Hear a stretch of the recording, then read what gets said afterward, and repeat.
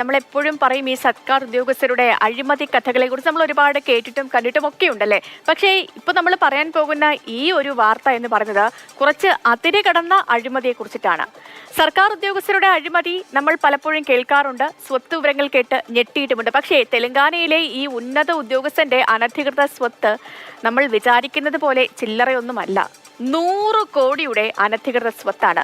ഇതില് 40 ലക്ഷം രൂപ, 60 ആഡംബര വാച്ചുകൾ, 2 കിലോ സ്വർണം, 14 ഫോൺ, 10 ലാപ്ടോപ്പ് പ്രമാണങ്ങൾ. പരിശോധിക്കാനെത്തിയ ഉദ്യോഗസ്ഥർ ഞെട്ടി. ഇതൊക്കെ അറിഞ്ഞ നാട്ടുകാരും ഞെട്ടിയിട്ടുണ്ട്.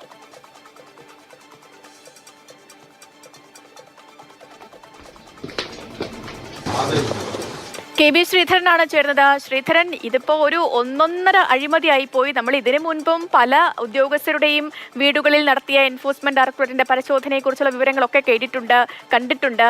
പക്ഷേ ഇത് ഒരു 100 കോടിയുടെ അഴിമതി അല്ലെങ്കിൽ 100 കോടിയുടെ അനധികൃത പണമൊക്കെ ഒരു ഉദ്യോഗസ്ഥന്റെ വീട്ടിൽ നിന്ന് പിടിക്കുക എന്ന് പറഞ്ഞാൽ ഞെട്ടിപ്പിക്കുന്ന സംഭവം തന്നെയാണ്.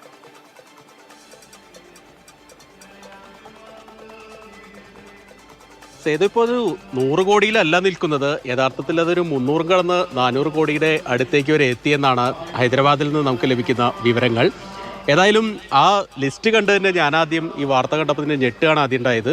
അതായത് 2 കിലോ സ്വർണം, 5.5 കിലോ വെള്ളി, 60 മൊബൈൽ ഫോണ്, അതുപോലെ തന്നെ ഏതാണ്ട് 90 ഏക്കർ ഭൂമിയുടെ ആധാരം, ഇങ്ങനെ ലിസ്റ്റ് ഇങ്ങനെ നീണ്ടുപോവുകയാണ്. ഈ ശിവബാലകൃഷ്ണൻ എന്നുള്ള ഈ ഉദ്യോഗസ്ഥൻ സർക്കാരിൻ്റെ റിയൽ എസ്റ്റേറ്റ് അതോറിറ്റിയുമായി ബന്ധപ്പെട്ട്, റെഗുലേറ്ററി അതോറിറ്റിയുമായി ബന്ധപ്പെട്ട് പ്രവർത്തിച്ചിരുന്ന ഉദ്യോഗസ്ഥനാണ്. അദ്ദേഹം ഈ റിയൽ എസ്റ്റേറ്റുകാരിൽ നിന്ന് ഈ അഴിമതിയായി കൈക്കൂലിയായി വാങ്ങിയതാണ് ഈ കാണുന്ന ഈ സാധനങ്ങൾ എല്ലാം തന്നെ. മൊത്തത്തിൽ ഈ കണക്കെടുത്താൽ ഏതാണ്ട് 400 കോടി രൂപയുടെ അടുത്ത് വരുമെന്നാണ് അഴിമതി വിരുദ്ധ ബ്യൂറോ തെലങ്കാനയിലെ പറയുന്നത്. ഏതായാലും രേവന്ത് റെഡ്ഡി, നമ്മൾ ഈ പലപ്പോഴും തത്സമയ റിപ്പോർട്ടിൽ തന്നെ രേവന്ത് റെഡ്ഡിയുടെ ഓരോ നടപടികളൊക്കെ നമ്മൾ ചർച്ച ചെയ്തിട്ടുണ്ട്. രേവന്ത് റെഡ്ഡി മുഖ്യമന്ത്രിയായ തൊട്ട് പിന്നാലെ തന്നെ അഴിമതിക്കാരായിട്ടുള്ള ഉദ്യോഗസ്ഥർക്കെതിരെ ശക്തമായിട്ടുള്ള കർശന നടപടികൾ ഉണ്ടാവുമെന്ന് പ്രഖ്യാപിച്ചിരുന്നു. അതിനെ ചുവടുപിടിച്ചാണ് ഇപ്പോൾ സംസ്ഥാനത്തെ തന്നെ ഏറ്റവും ഉന്നത ഉദ്യോഗസ്ഥരിൽ ഒരാളായിട്ടുള്ള, ഇത്രയും കൈക്കൂലിക്കാരനായിട്ടുള്ള ഒരാളെ അഴിമതി വിരുദ്ധ ബ്യൂറോ പൊക്കിയത്. ഏതാണ്ട് 24 മണിക്കൂർ വേണ്ടി വന്നു ഇയാളുടെ സ്ഥാപനങ്ങളിലും അതുപോലെ തന്നെ വീടുകളിലൊക്കെ റെയ്ഡ് നടത്താൻ. പല ബിനാമി ഇടപാടുകളൊക്കെ ഇയാൾക്കുണ്ടായിരുന്നു. 20 ഇടത്താണ് ഒരേ സമയം റെയ്ഡ് നടത്തിയത് എന്നുള്ളതാണ് ഏറ്റവും പ്രധാനപ്പെട്ട കാര്യം. ആ ലിസ്റ്റ് തന്നെ കാണുമ്പോൾ തന്നെ ഒരാൾക്ക് എന്തിനാണ് ഈ 60 ഫോണൊക്കെ എന്ന് നമ്മൾ ചിന്തിച്ചു പോകും. ഏതായാലും ഇതെല്ലാം അഴിമതിയിലൂടെ സ്വന്തമാക്കിയ സ്വത്താണ്. ഏതായാലും ഇയാളെ ഇപ്പോൾ അഴിമതി വിരുദ്ധ ബ്യൂറോ അറസ്റ്റ് ചെയ്തിട്ടുണ്ട്. കൂടുതൽ ഉദ്യോഗസ്ഥരിലേക്കൊക്കെ ഈ നടപടികൾ ഉണ്ടാകുമെന്നാണ് തെലങ്കാന സർക്കാർ അറിയിക്കുന്നത്.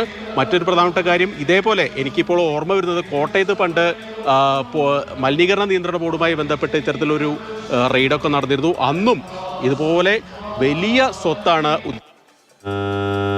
ശരി ശ്രീധരൻ, എന്താണെങ്കിലും ഈ ഉദ്യോഗസ്ഥർക്ക് എതിരെ ഇങ്ങനെ കൈക്കൂലി വാങ്ങുന്ന ഉദ്യോഗസ്ഥരെയൊക്കെ ഇനിയും പിടികൂടാൻ നമ്മുടെ എൻഫോഴ്സ്മെന്റ് ഡയറക്ടറേറ്റിനൊക്കെ ആകട്ടെ.